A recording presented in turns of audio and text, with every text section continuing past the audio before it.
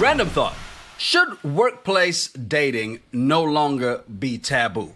And I'm asking this because on his show Friday night, Bill Maher pretty much brought that up. Was like, hey, as we're moving back into the workplace, is it time that we get rid of this whole stigma of, you know, everybody in the workplace is off limits for dating, because most people spend most of their time working, right? Most of your days there. And where are you going to be? At work, at the bar, at happy hour, for a couple people, maybe an hour or two in church. But where are you meeting these people besides on the dating app? Is it better to date somebody that you meet on an app, you swipe right, swipe left, or somebody that you kind of know a little bit more about them because you work with them all the time? And, right now you need permission from the job to date somebody that you work with. So, although I've done it multiple times, you should never shit where you eat. So I don't want to come across holier than thou, but I don't think I ever called it dating, but okay, go ahead. Continue. Yeah, whatever you want to call it. Just, I've had some entanglements with people I've worked with. Let's just say that. but I don't think that I don't think we should change the current structure of it now, where you got to let your employer know.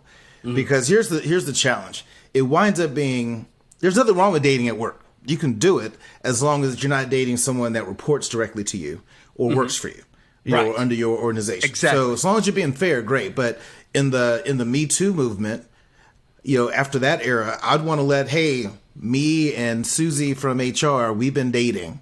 Just want to let y'all know that it's consensual. We're good. Susie, you want to come in here and confirm? Good. So that way there's no issue. And then if we break up, hey, there's no issue that we broke up. Because if you go back to the Celtics situation with the coach, the woman that he has been in this relationship with filed a complaint on him before they started dating about crude things that he had been saying to her. Now, I don't know what crude was. Maybe he was being flirty. But all of a sudden they start dating. But now the investigation catches that stuff because it's probably somewhere in print in an email, text message. Right. And that's how this thing got exposed. So I would rather let my employer know, hey, me and so-and-so, we're dating, and I want her to confirm that we're good. That way there's no issue. So then in that case, because, okay, just for those who don't know, Terrell is like a master of HR. And I say that in the sense of... Far from it. Far from it. Not a master of HR whatsoever. Let's not put that out there in the world. I've been HR adjacent for a long time, but I'm not anywhere near that. So I've never seen anybody duck such an accolade so quickly ever in my life. I don't want that coming to the comments. I saw your LinkedIn profile. No way. I worked with him some years ago. He is not an HR professional. But to the point now, you go and you say, yes, we're together. Do you have to tell them every time y'all break up?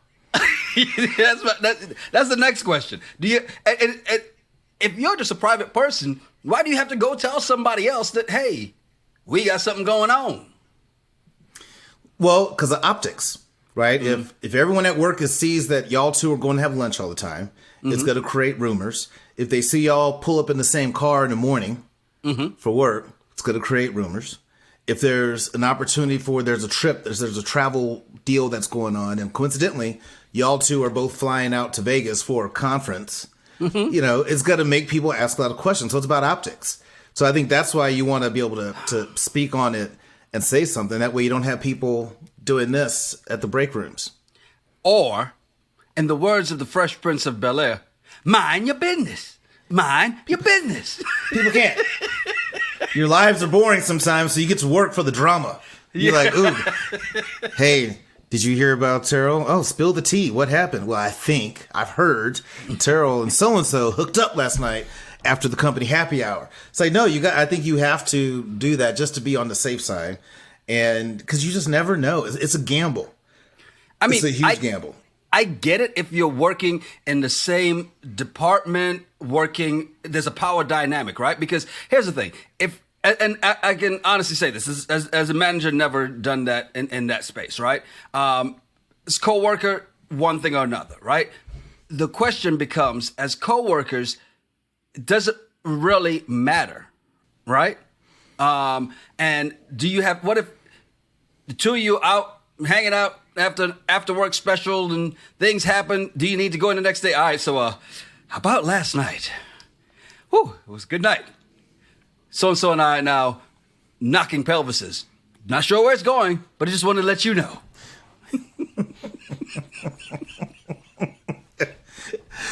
So I have a real life example of why I'm more about letting people know, because it can bite you in the butt. Mm-hmm. Years ago, when I was a restaurant manager, there was this one girl. I was on vacation. I come back to work, and I went in to go, for whatever reason, kind of work on the schedule or something. I see this new person that they had hired, and she kind of gave me those "I want you" eyes. I was just like, "Oh man, she cute, right?" Mm-hmm. And she'd be a little flirty with me and all that. And we wound up hanging out one night. She came to my house, drinking, hanging out. I didn't sleep with her. I didn't do anything with her. Why, I don't know. But I just had that something in my gut was like, Spidey Carol, sense kicked in, yes. Something's not right here, right? Mm-hmm. So then we go back to working together. No big deal. A year later, I've left that store. I'm no longer at that particular store. She's at that store. She winds up getting fired for whatever reason, and then writes a letter to HR complaining. She's spilling the tea on everything, and she's talking about me and all, and it had been over a year that happened, and I had nothing to do with her getting fired. I wasn't even at the store, but I got called into this investigation by HR. And I had to talk to who was a mentor of mine, the HR person who was kind of a mentor. He's like, "Hey, so did you have sex with her?" I'm like, "No, I didn't." I was like, "Bill Clinton, I did not have sexual intercourse with that woman." But we didn't do anything. Terrell, so explain to me, from the moment of picking up the glass to sipping it, what happened after that? Yeah, but the fact that I got under this investigation for something that was over a year ago, and her reason for being termed had nothing to do with me. Yeah. Because of that, that's why I'm like, you should let HR and them know if you're going to start dating or getting into a relationship, only a relationship. Now, if you just go to happy hour, y'all hooked up, and y'all realize, wow, that was whack, we should never do this again. Mm-hmm. Probably don't go to HR, but also you don't want to piss her off at work because you never know. Yeah. It's one of those things, and it's one of those fine lines, which is why there are a couple of things I've always kind of dealt with, right? Like, look, you can't have that kind of relationship or those kind of relations at work. Why? Especially on some real serious stuff, because when it goes sour, right? If it's not an understanding from the very beginning, when it goes sour, your life becomes hell. Okay.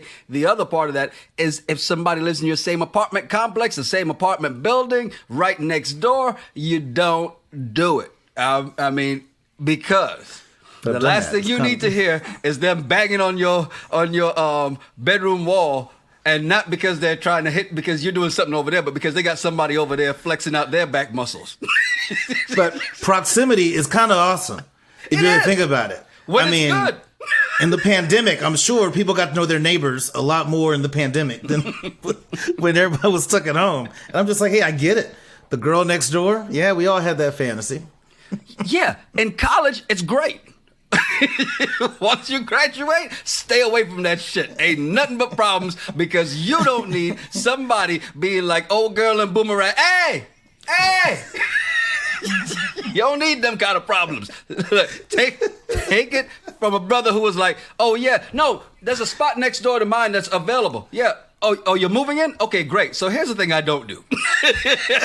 We can be friends. We good. But we be friends. We be cool. I'm just saying.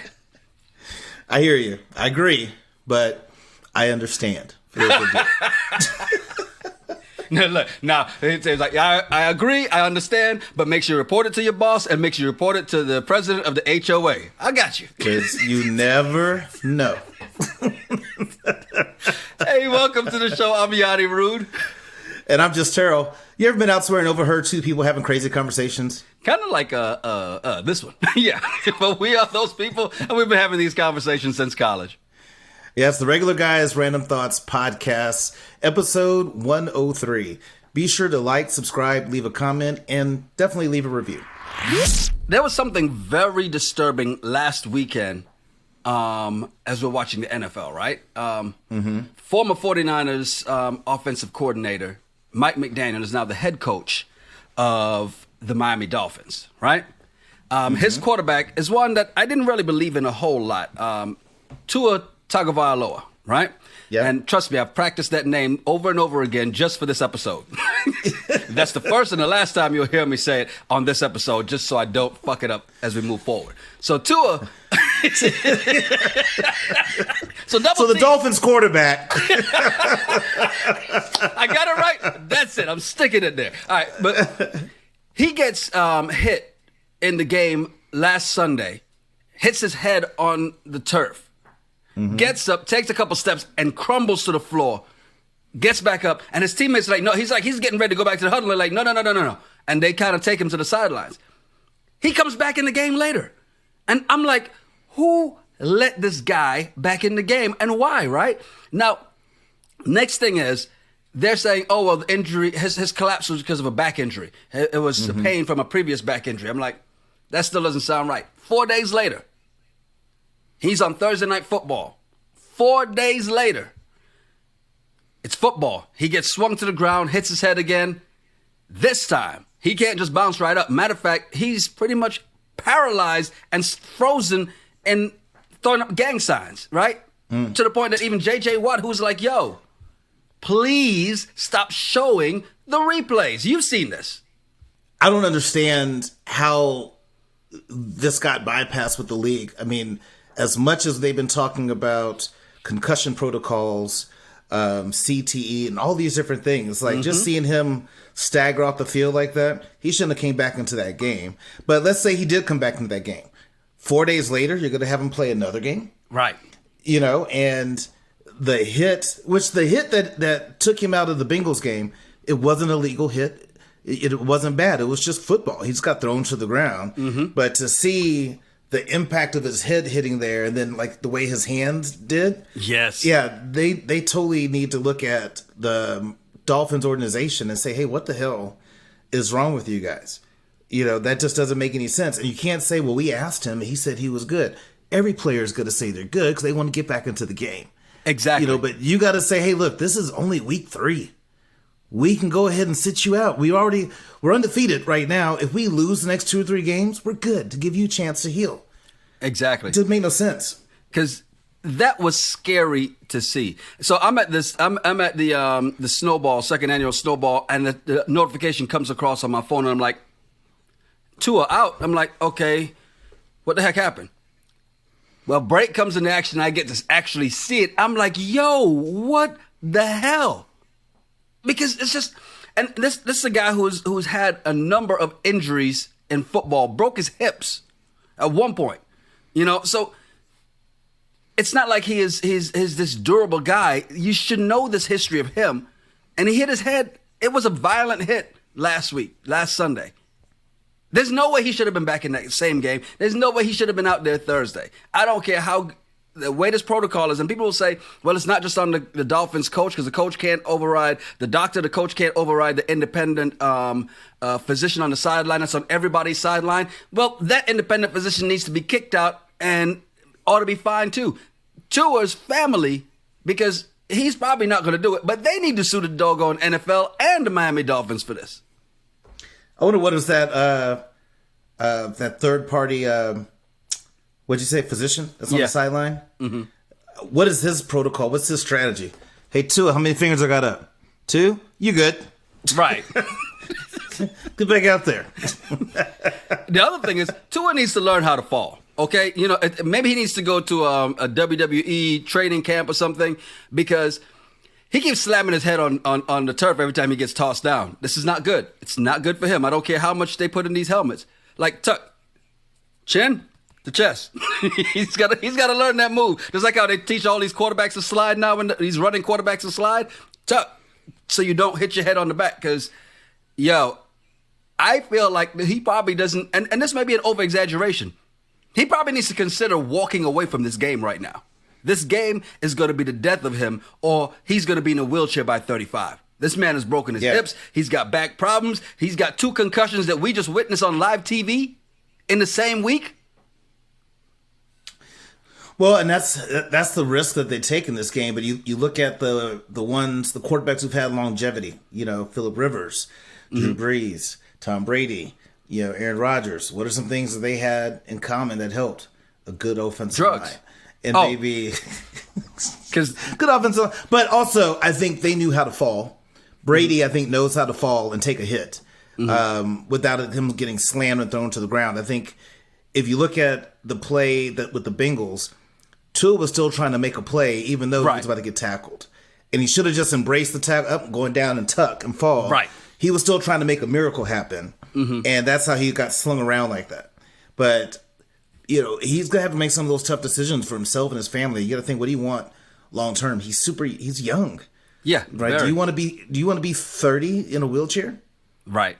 You know, but just bragging about your national championship that you got at Alabama, you know, because that's all he has. He's not going to get. Dolphins are not going to go to the Super Bowl. Let's just be honest. It's not going to happen. So, you know, and you're right, because it's trying to make that extra play. And you're right. Tom Brady knows I'm not the most athletic. I can go 0 to 60 in 14 minutes. He knows that about himself, okay? And he knows that if they're coming to tackle me, and he gets the biggest misconception about Brady is that he doesn't get hit. He gets hit a lot, right?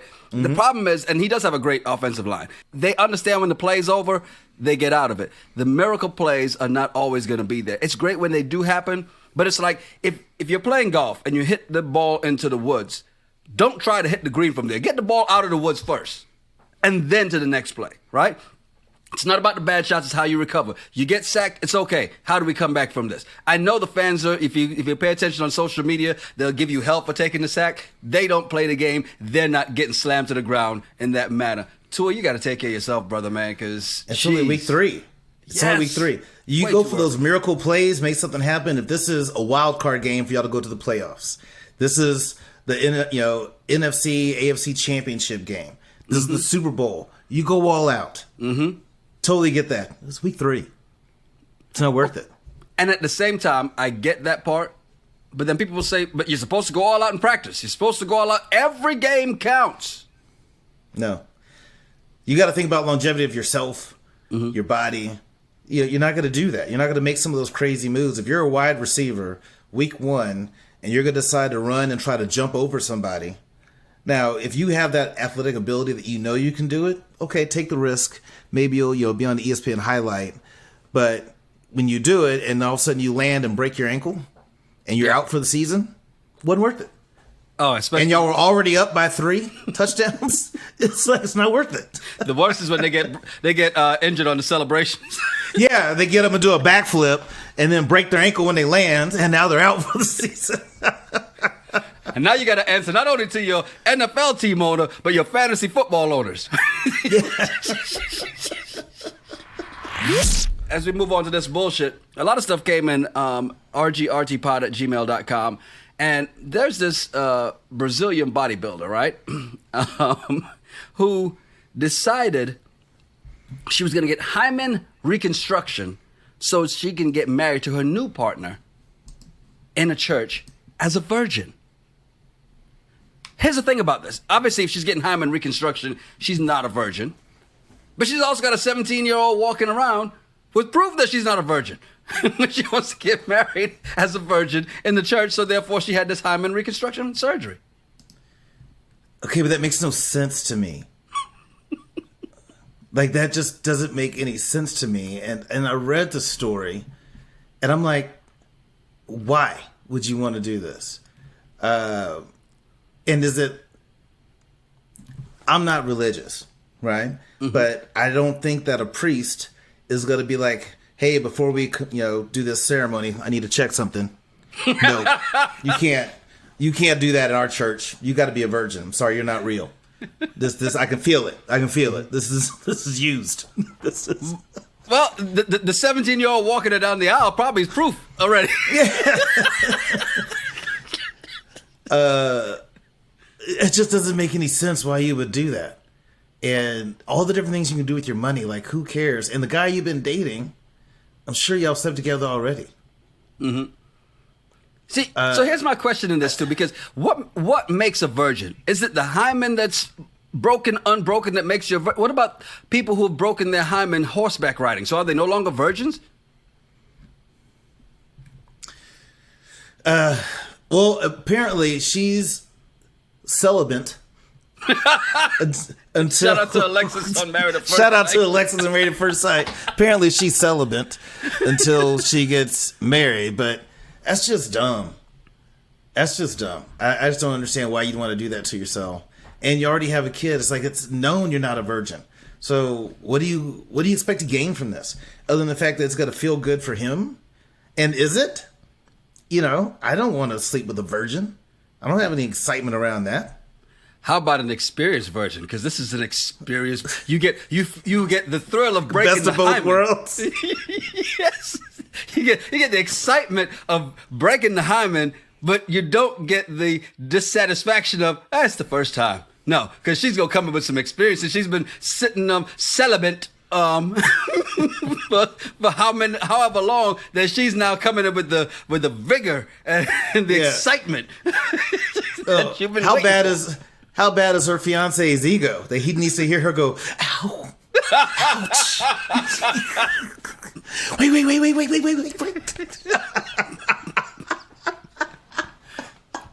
It's really and truly taking that whole I'm a born again virgin to the next level. That's what It is. This is.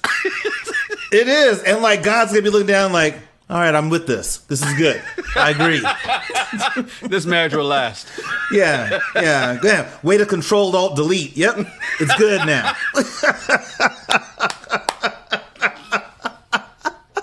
Oh, just as silly is this other thing that came in, and I think it came across to your attention first. I don't know how you got an email before me. I thought I changed the password, but you came across this one. No, I was able to see this because, I like to try to eat healthy. But apparently, Germany, PETA's trying to call for a strike on sex with meat-eating men. And here's why. A study was done that found that men contribute significantly more to the climate catastrophe than women, primarily through their meat consumption. Their eating habits result in 41% more greenhouse gases. So these women feel like now that the research shows that their impact on the climate is so disproportionately large, they should take steps to rectify that. And the easiest, healthiest, simplest way to do this is by going vegan. So they're encouraging women to not sleep with their husbands or boyfriends unless they go vegan. Honey, I told you on our wedding day that, I support you. And in this, I support you too. Yeah. 110%. So from this moment on, until I become vegan, we shall no longer have sex. However, I'd like you to meet Becky. I'd be like, wait, you're not going to do what anymore? Oh, okay. Let me call in a sub. I'd be like, we're going to have an open relationship. How's that? Because we're great partners. We're great with the kids and all that stuff. But when it comes to intimacy, I'm going to have someone else to take care of that for you as you pursue your passions around the climate and people not eating meat. But I am going to get some. This is the most craziest thing. It'd be one thing if it was like going forward, single vegan women don't have sex with somebody unless they're vegan. Mm-hmm. Okay, you can totally do that. But how do you tell someone who's been married, exactly, or in a relationship with someone that's been having sex to say, hey, so me and the girls at the club were talking, and there's this survey, the science came out, the study, and it says this. So we made a pact that going forward, none of us are going to have sex until our partners are vegans. Here's the question, though. Does that include the woman? Does the man have to stop eating meat? Meaning the woman. And does that mean that she's going to stop, giving blowjobs? Because, or is it now? Because instead of, it's the meat that guys have, I guess they've made it vegan already. It's the eggplant, right? Yeah. Well, I think it's okay. He can only still do it as long as it's like free range, organic, cage free. So it's not locked down in a relationship. So it's somebody else on the outside running around with no extra antibiotics. Yeah. No chemicals and all that. Exactly. Then he's allowed. Now, baby, you took your meds this week, so I'm sorry. You're off the menu. But Becky over here.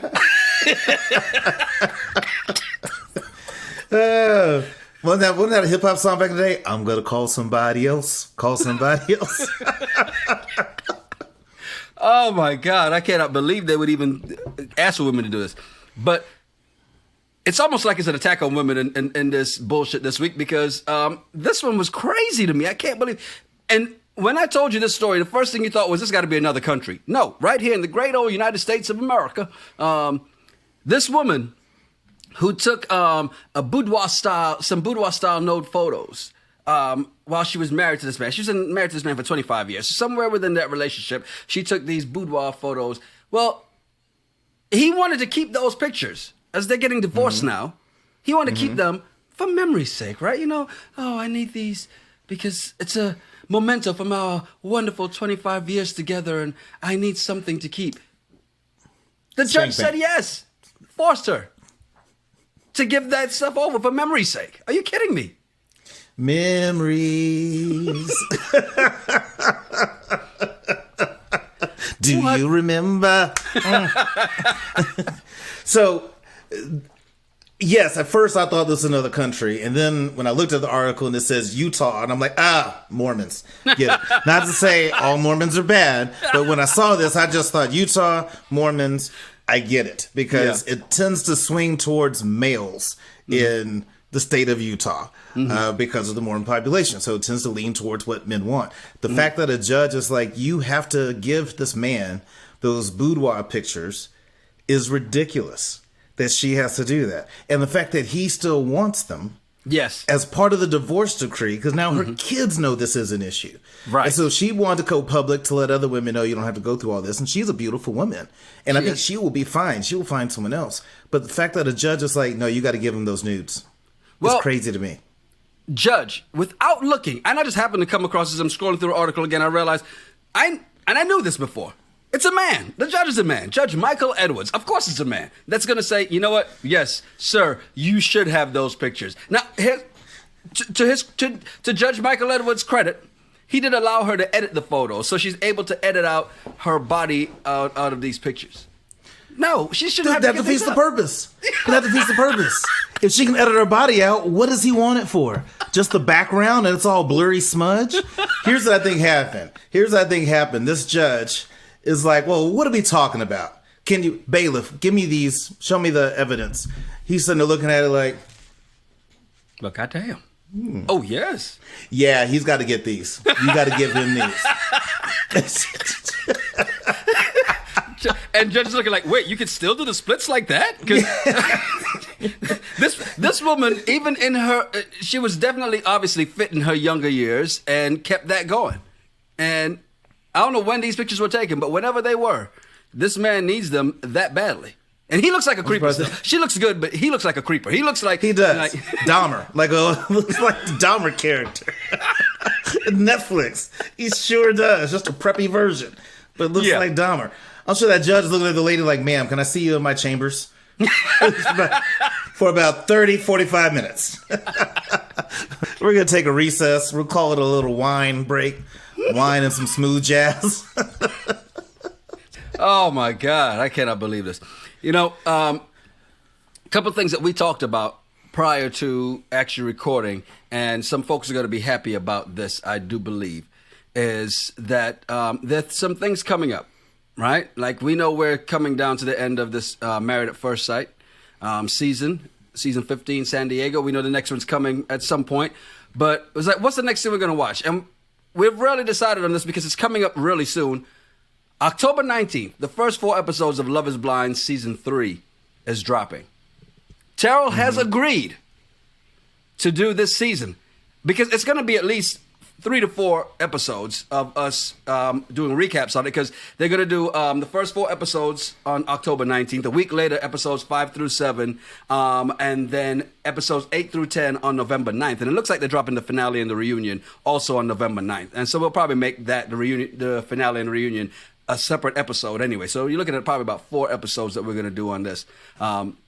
So I just want to say, thank you, Terrell, for agreeing to coming back for another recap. Love is Blind, Season 3. You're welcome. Things I do for the people. Yes, Love is Blind is easier to tolerate because you could binge watch a bunch on Netflix. So that's way easier to deal with than these 3-hour premiere episodes of Married at First Sight, and you take 3 weeks to go through all the weddings. No. I agree, because in the 4 hours we're going to watch of the first 4, we'll be through 4 episodes, and we'll be further along in the story as we watch this. So, Nick Lachey, Vanessa Lachey, I just don't want to hear them go where Vanessa goes, I'm Vanessa Lachey, and he comes in, and of course I'm Nick. No, we don't know who the hell you are, Nick, okay? This 98 Degrees was a long time ago. That's the only qualm I have with this damn show, because every time he does it, and of course I'm Nick. Yeah, well, I get it. I see both sides of that one. This is what he's famous for, is being Nick Lachey. And so that's why people know him. So that's his only claim to fame. Well, I thought it was really chicken of the sea, yeah. I was going to say that. I mean, but do you want to bring up the Jessica? Yeah, I'm Jessica Simpson's ex-husband, Nick Lachey. Vanessa's like, what am I, chopped liver? Yeah. Good point. Don't forget, Thursday, we are back with Married at First Sight, Season 15, San Diego. This will be what, episode 15? 14. 14? 14, 15, one or the other. That's the next episode. Hold up. Wait. Sorry, I couldn't resist. It was there for the taking, man. It was there for the taking. That was a layup. I couldn't help it. Hey, I'm Yanni Rude. And I'm Just Terrell. Make sure you follow us at Yanni Rude, at Just Terrell, and at RGRT Pod. Yep, send us some of your random thoughts or some of the bullshit you find on the internet. We'll talk about it on the show. It's the Regular Guys Random Thoughts Podcast. Cheers. Cheers.